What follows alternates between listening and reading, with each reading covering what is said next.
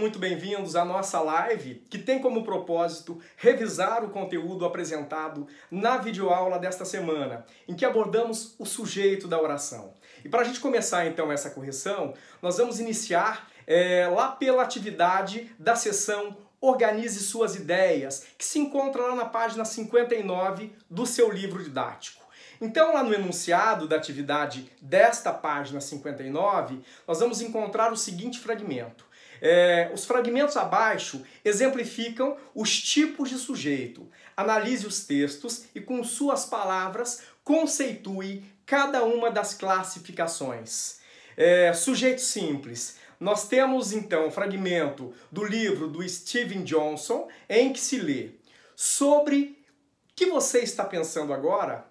Como minhas palavras estão sendo comunicadas a você pela imprensa? Esta é uma pergunta difícil para eu responder.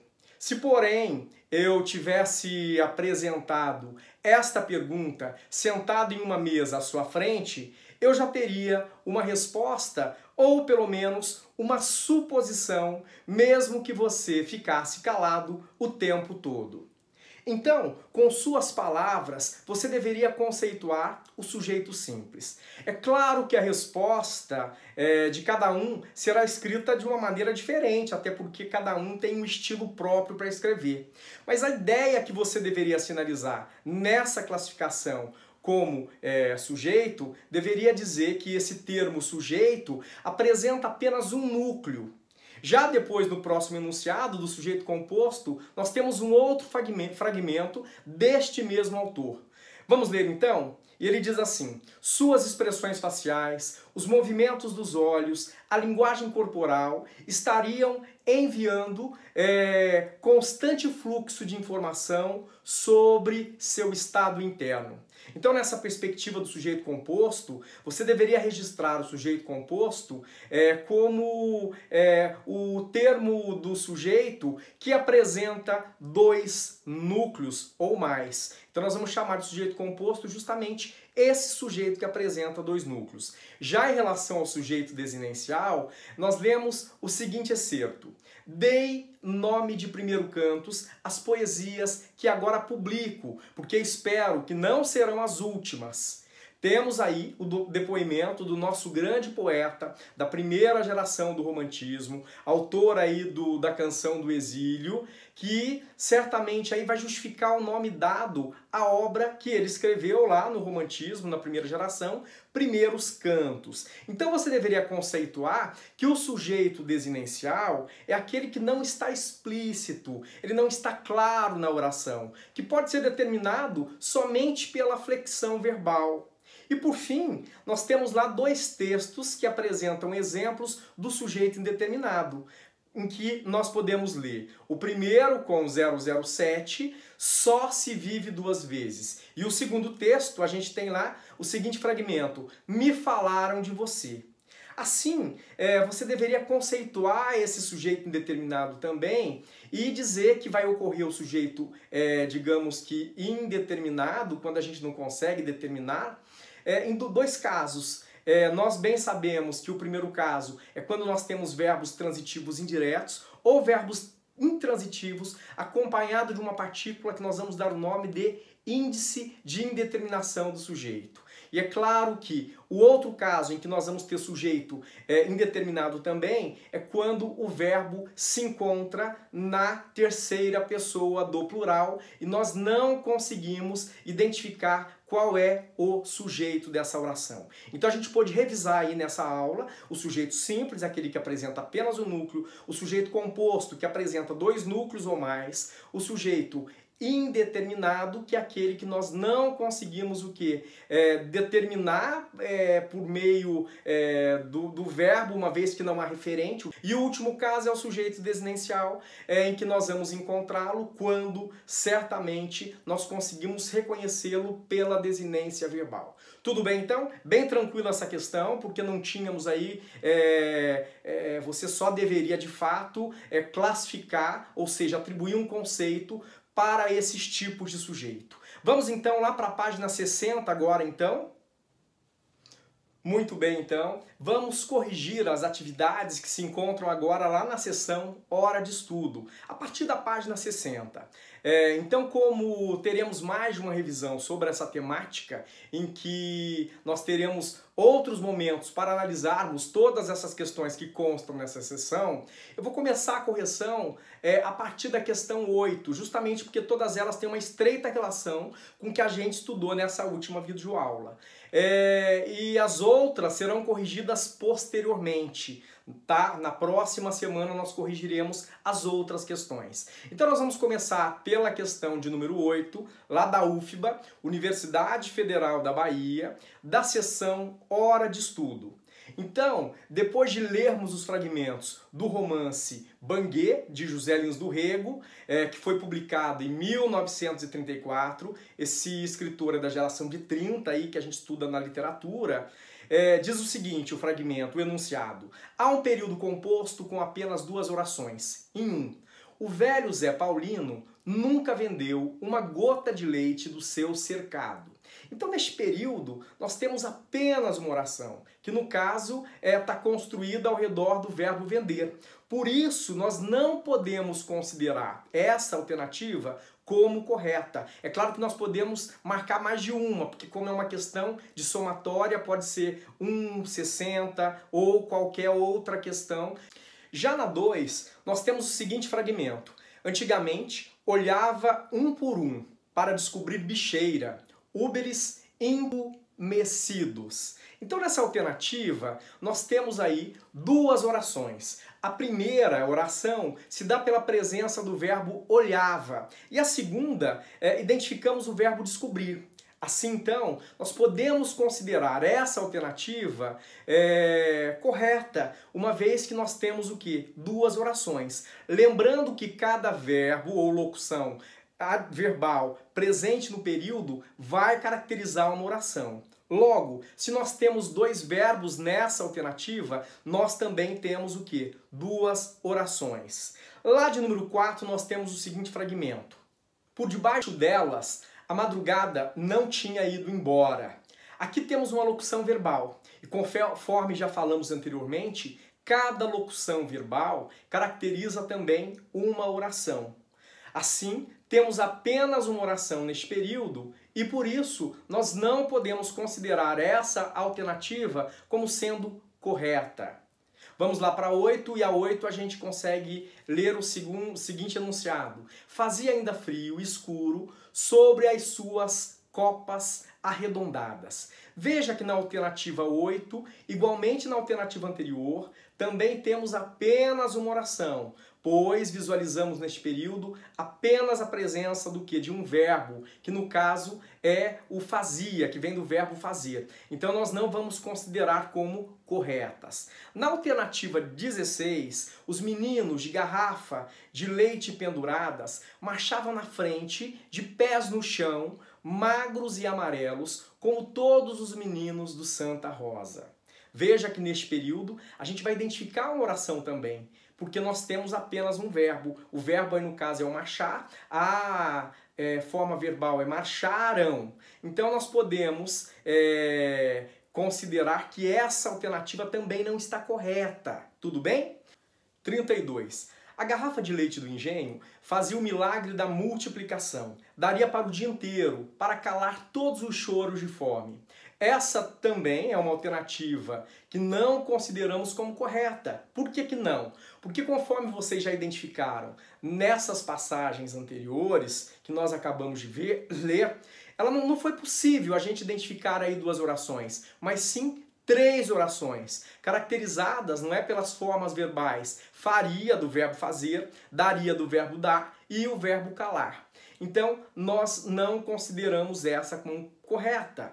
E aí nós vamos para a última alternativa na 64, que diz o seguinte: quando me viram sem chapéu, de pijama, por aqueles lugares deram-me bons dias desconfiados. Veja que, neste período, temos 2 orações também, uma vez que temos as formas verbais viram e deram, que vem do verbo ver e do verbo dar.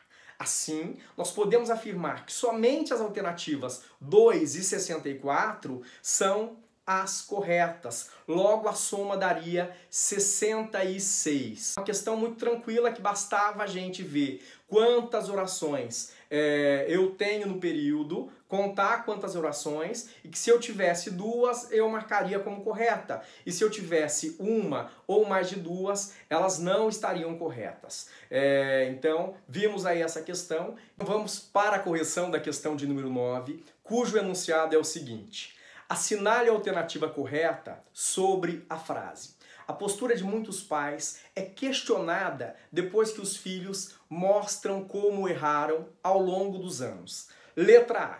A primeira forma verbal apresenta sujeito expresso e agente. Neste caso, nós não temos um sujeito agente, mas sim um sujeito paciente, uma vez que essa oração ela se encontra na voz passiva. Assim, não podemos considerar como correta essa alternativa. Já na letra B, nós temos a seguinte alternativa. Se o sujeito da forma erraram, que no caso são eles, estivesse expresso, não haveria ambiguidade. Essa alternativa também está incorreta, porque se mesmo que o sujeito estivesse expresso, nós continuaríamos tendo ambiguidade na oração, uma vez que nós não conseguiríamos saber se eles estariam fazendo referência aos pais ou aos filhos. Por isso é que nós vamos dizer que essa ambiguidade continua. Já na letra C, temos lá, o sujeito de mostram é classificado como composto, e aí a gente vai considerar como errada, pois o sujeito é simples e vai ter como núcleo do sujeito filhos. E a alternativa D, digamos o seguinte: a ambiguidade por conta da elipse do sujeito da forma verbal, então esta é a alternativa correta, pois conforme nós já falamos anteriormente, nós não conseguimos saber se a forma verbal erraram, referem-se aos filhos ou aos pais. Então nós temos uma ambiguidade, uma vez que a gente pode fazer uma dupla leitura. A leitura desse texto possibilita uma dupla interpretação. Então veja aí que a gente não consegue inferir quem é que errou, se foram os pais ou se foram os filhos que erraram ao longo dos anos. E vamos ver então por que essa última está incorreta também. O núcleo da expressão, a postura de muitos pais, é muitos pais. Então está incorreta porque o núcleo é postura e não muitos pais, que é um elemento caracterizador da postura. Ou seja, ele vai qualificar a postura e por isso não pode ser núcleo do sujeito. Então vamos para a questão de número 10, uma questão da Pontifícia Universidade Católica do Rio de Janeiro, em que nós temos o seguinte enunciado: reescreva os versos destacados a seguir, flexionando no plural o substantivo que aparece na função de sujeito. Então nós precisamos primeiramente identificar esse substantivo, identificar qual é o sujeito dessa oração e faça apenas as modificações necessárias. É claro que verbo sempre vai concordar com o sujeito. Então nós temos ali o seguinte verso: a paixão, medrosa dantes, cresceu, dominou-o todo. Então, se passarmos para o plural, levando em consideração que o sujeito desta oração é um substantivo, no caso o substantivo paixão, levando em consideração também que o sujeito sempre precisa concordar com o verbo, nós vamos obter a seguinte resposta: as paixões medrosas dantes cresceram, dominaram todo. Essa questão está bem tranquila, não é? Bem fácil de resolver, porque basta apenas a gente identificar qual é o sujeito e passar para o plural. E o verbo sempre vai concordar com o sujeito da oração. Então agora nós vamos ver uma questão, a de número 11, e a gente consegue visualizar o seguinte enunciado: assinale a frase em que o sujeito é indeterminado. Lembrando sempre que para a gente encontrar, digamos que esse sujeito, e principalmente sujeito indeterminado, basta nos atentarmos e identificarmos em que pessoa esse verbo está. Então, no primeiro caso em que nós vamos ter o sujeito indeterminado, é quando nós temos o verbo na terceira pessoa do plural, sem, digamos que um referente, sem fazer referência a um termo citado anteriormente. Então, a gente precisa prestar muita atenção, porque muitas vezes eu tenho o verbo na terceira pessoa, mas muitas vezes o sujeito está depois do verbo. Então, a gente precisa ficar muito atento para esse detalhe. O segundo caso é quando nós temos um verbo transitivo indireto, e todos nós já sabemos que o verbo transitivo indireto é aquele que pede um complemento verbal por meio de preposição. Lembrando sempre que preposição é aquela palavra que tem como principal função ligar os termos. Então nós podemos citar como exemplo o de, o com, o para, o a e dentre tantas outras. E também quando nós tivermos o quê? Um verbo intransitivo. Tanto o verbo transitivo indireto quanto o verbo transitivo indireto, eles vão seguir de uma palavrinha C, que nós vamos dar o nome do quê? De partícula de indeterminação. Vamos então ver lá, digamos que fazermos a análise dessa questão aí, que nós temos lá algumas alternativas. Então na 1, nós temos o seguinte, tocar o sino. Será que eu consigo saber quem é que tocou o sino? Tocaram. Então veja que se eu fizer a pergunta para o verbo, no caso tocar, quem tocaram o sino? Veja que eu não consigo identificar, justamente porque o verbo está na terceira pessoa e eu não tenho uma resposta plausível que eu possa dizer, o sujeito é tal. Eles tocaram, elas tocaram, eu não consigo o quê? Identificar. Então, essa alternativa aí apresenta, de fato, um sujeito indeterminado. Já na alternativa 2, nós temos lá, importantes casos são estes, mas a circunstância os faz ainda maiores. Vejam que na primeira oração nós temos um verbo na terceira pessoa do plural, tá claro? Mas o sujeito é simples, justamente porque eu consigo identificar qual é o sujeito. Neste caso, o sujeito é casos. Tá claro? E na segunda oração, nós também temos um sujeito simples, cujo sujeito é circunstância. Então, se nós fizermos a seguinte pergunta ao verbo, nós vamos, digamos, qual seria a pergunta? Quem os faz ainda maiores? Então vejam aí que nós teremos como o sujeito, eu tenho como resposta o sujeito circunstância. Desse modo, então, nós não podemos considerar essa alternativa como sendo uma alternativa correta. E nós temos lá a alternativa 3, em que nós lemos a seguinte passagem. Então a gente tem lá o seguinte, ó. Encontraram-se no dia seguinte 2 dos filhotes que se perderam. Vocês vejam aí que nós temos, não é?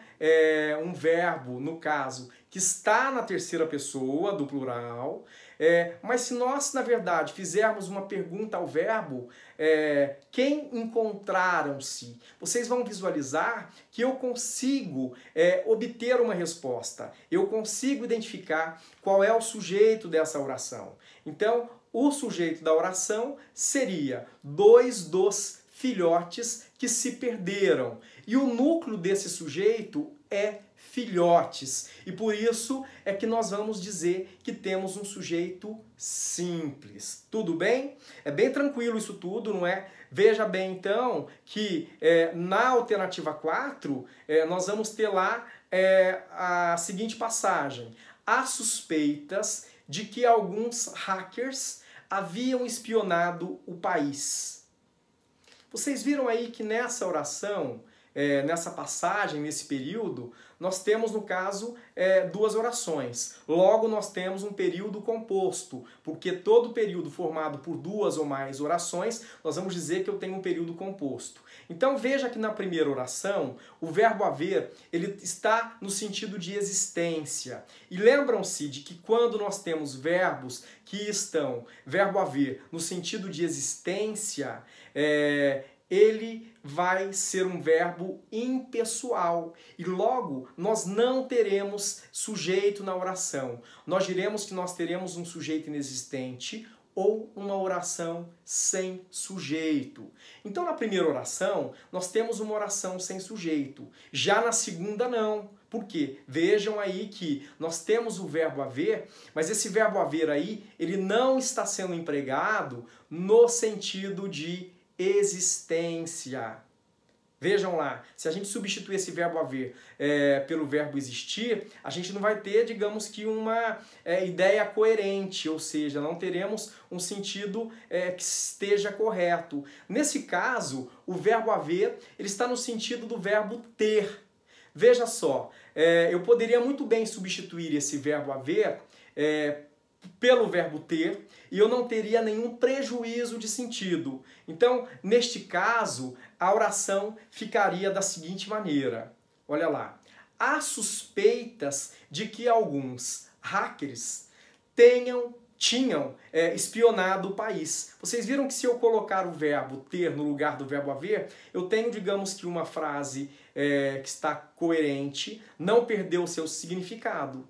Já que o verbo haver não está no sentido de existência, vocês se lembram disso?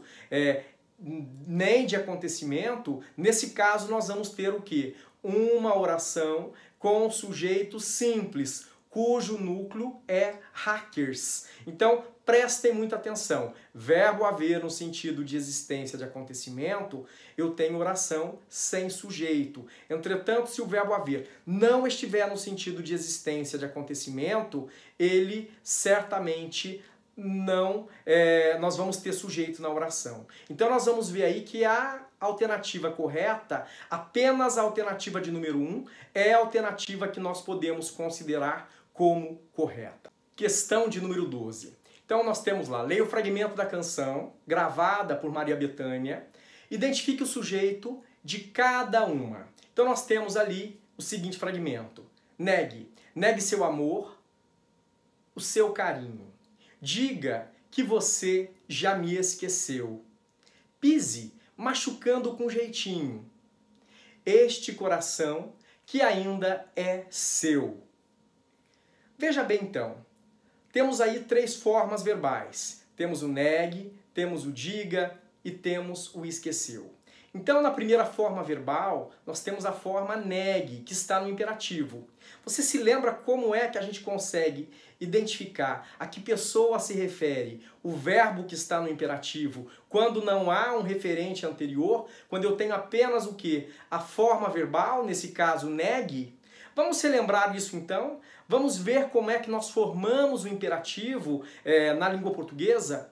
Lembram-se de que a gente precisa tanto do presente do indicativo quanto o presente do subjuntivo. Então acompanhe aí um quadro que eu fiz para vocês poderem visualizar de que maneira a gente forma um imperativo. Então, primeiramente, eu devo o quê? Conjugar o verbo negar no presente do indicativo, que fica da seguinte maneira. Então eu tenho lá, eu nego, tu negas, ele nega. Nós negamos, vós negais, eles negam.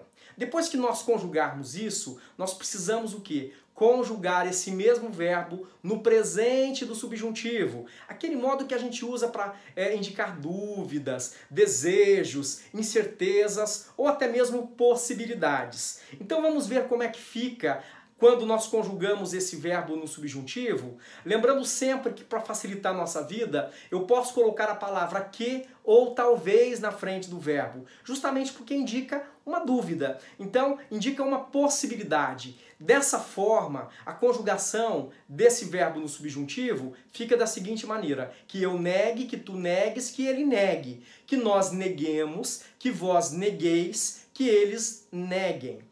Então vejam aí, não é, como é que fica essa conjugação. Na primeira pessoa, que não existe, e na segunda eu tenho nega tu, negue você, neguemos nós, negai vós, neguem vocês. Então, já conseguimos identificar que a forma verbal negue, ela refere-se a você. Então nós temos aí um sujeito desinencial, uma vez que se refere a você. Já a formação do verbo dizer segue o mesmo modelo de conjugação do verbo negar. Não é? Assim, conforme a gente pode visualizar, a formação do imperativo desse verbo. Nós constatamos que a forma verbal diga também se refere à terceira pessoa e novamente nós vamos ter um sujeito desinencial. Já a forma verbal esqueceu refere-se a você. E é por isso que nós vamos dizer que nós temos um sujeito simples, porque a gente consegue visualizar claramente na oração o sujeito dessa oração. Tudo certinho? Tranquilo essa questão também. Já a questão de número 13, nós temos o seguinte enunciado. Assinale a alternativa que contém a informação correta quanto ao sujeito das orações 1 e 2. 1. Existem homens loucos na rua. Oração 2. Há homens sadios nos hospícios. Então, na oração do 1, nós temos aí um verbo existir. Lembrando sempre que o verbo existir ele não é impessoal. Somente o verbo haver no sentido de existir.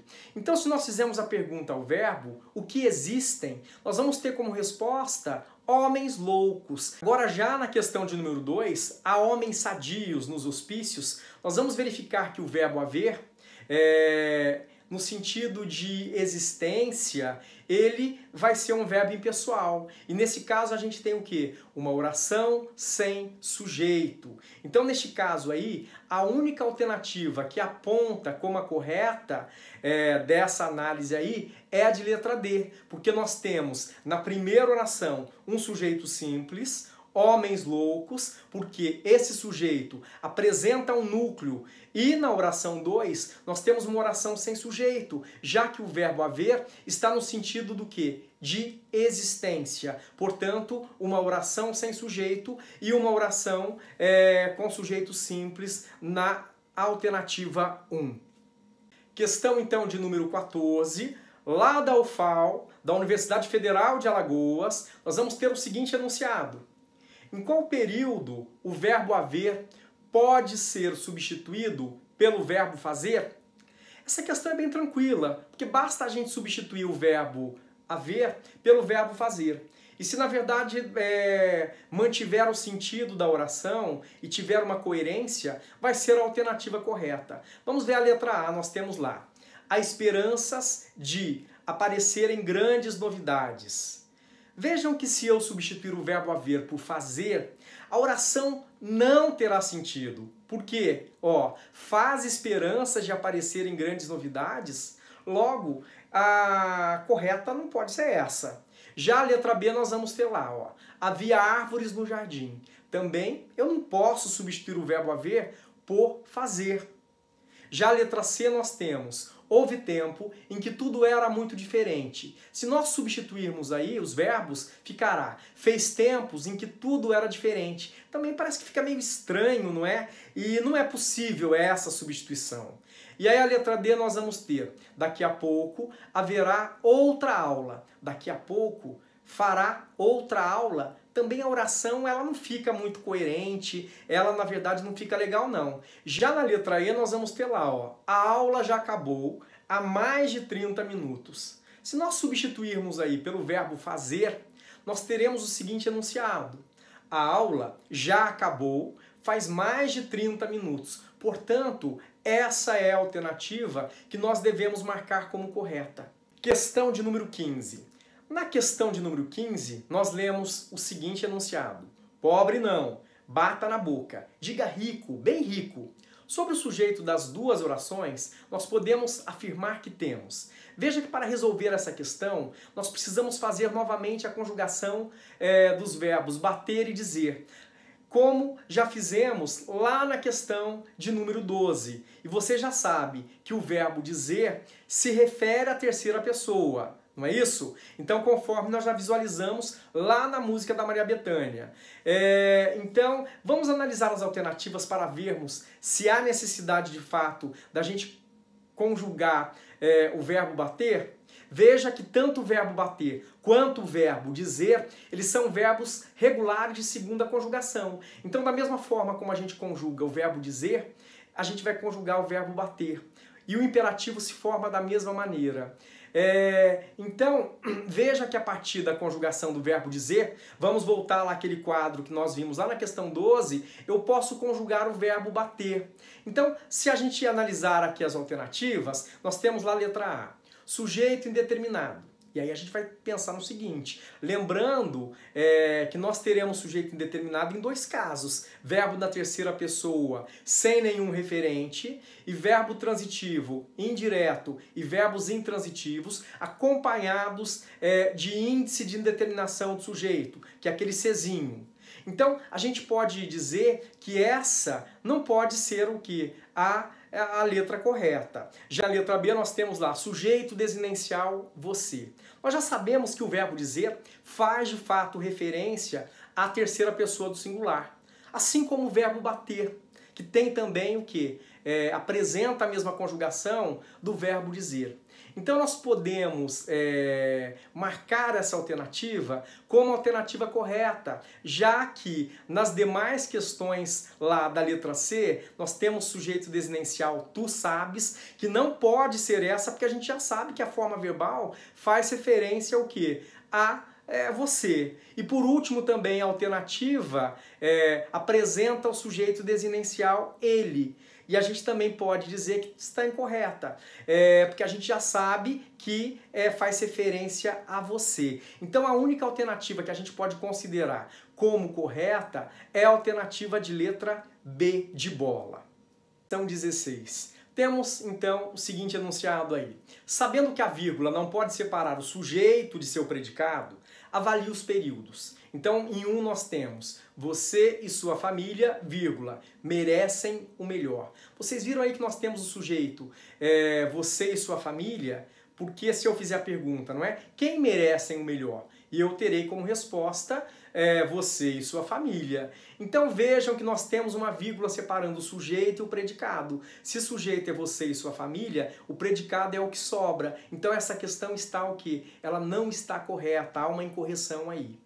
Na 2, nós temos lá, claro que estou fazendo exercício, doutor. Vejam que, neste caso, nós temos um sujeito oculto, estou fazendo exercício, ou seja, eu estou fazendo exercício. No caso doutor aí, é um vocativo, e como a gente já estudou anteriormente, o vocativo, ele, digamos, precisa ser separado por meio de vírgula, independente da posição em que esse vocativo estiver na oração. Na alternativa 3 temos, a assessoria de imprensa do Ministério da Fazenda informou que o dia e a hora da audiência ainda não estão confirmados. Perguntamos, quem informou? Nós vamos ter como resposta assessoria de imprensa do Ministério da Fazenda. Então, não deveria ter vírgula entre o sujeito e o predicado. E por isso nós vamos o quê? Descartá-la também. E, por último, aí nós temos a alternativa 4, em que a gente vai ler o seguinte, ó. Meus pais, após um dia de viagem, chegaram ontem. Então vamos fazer a pergunta ao verbo. Quem chegaram ontem? Eu sei que o sujeito, então, é meus pais. Então nós temos um sujeito simples. E aí vocês perguntam, mas eu tenho uma vírgula depois do sujeito. Será que essa alternativa está correta? E eu vou dizer para vocês que sim, está corretíssima. Veja que a expressão aí, após um dia de viagem, é uma adjunta adverbial. Ou seja, é uma expressão que a gente vai usar para marcar o tempo em que essa ação verbal ocorreu. Então, é claro que o lugar ideal dessa expressão é sempre no final da oração. E é claro que toda vez que ela estiver deslocada, como é esse caso aí, a gente precisa separar essa expressão por meio do quê? De vírgulas. Então as alternativas, somente as alternativas 2 e 4 estão corretas. Por fim, vamos ver a última questão. É claro que depois de uma leitura muito atenta do fragmento do romance Lucíola, de José de Alencar, um grande romance aí do nosso romantismo, observe, não há modo de livrar-se uma pessoa desta gente. Então, em relação à análise sintática dessa frase, da fala de Lucíola, é correto afirmar que, letra A, o sujeito de livrar-se é indeterminado, sendo o C um índice de indeterminação do sujeito. B, o sujeito de livrar-se é oculto eu, primeira pessoa do singular? Letra C. O sujeito de livrar-se é modus? Letra D. O sujeito de livrar-se é desta gente colocado depois do verbo por inversão? Letra E. O sujeito de livrar-se é uma pessoa colocado depois do verbo por inversão? Então veja que para a gente resolver essa questão, nós precisamos nos atentar para os seguintes aspectos, para os seguintes elementos. Então nós temos aí um período composto, já que na primeira oração temos o verbo haver, que está empregado no sentido de existência, e a gente sabe muito bem que quando nós temos esse verbo empregado no sentido de existência, nós temos um sujeito inexistente, ou uma oração sem sujeito. Então, na segunda oração, nós temos a forma verbal livrar-se. Então, assim, se fizermos a pergunta, livrar-se do quê? Nós vamos obter como resposta uma pessoa desta gente. Assim, o sujeito é uma pessoa, tá claro? E o núcleo aí, no caso, é pessoa. Talvez o que dificulta um pouco a classificação é porque nós temos uma inversão nessa oração. Ou seja, essa oração não está na ordem direta. Na nossa língua portuguesa, a ordem direta caracteriza-se por sujeito, verbo e complemento. Então, se a gente, na verdade, coloca na ordem indireta ou na ordem inversa, certamente a gente pode ler o seguinte enunciado. Veja que na ordem direta, então, nós temos lá: não há modo de uma pessoa livrar-se dessa gente. Logo, a única alternativa que a gente pode considerar como correta é a letra E. Então, o sujeito de livrar-se é uma pessoa, colocado depois do verbo por inversão. Então a gente chega aqui ao fim dessa live, dessa nossa revisão, e certamente aí nos encontraremos na sequência. Bons estudos para vocês e até a próxima!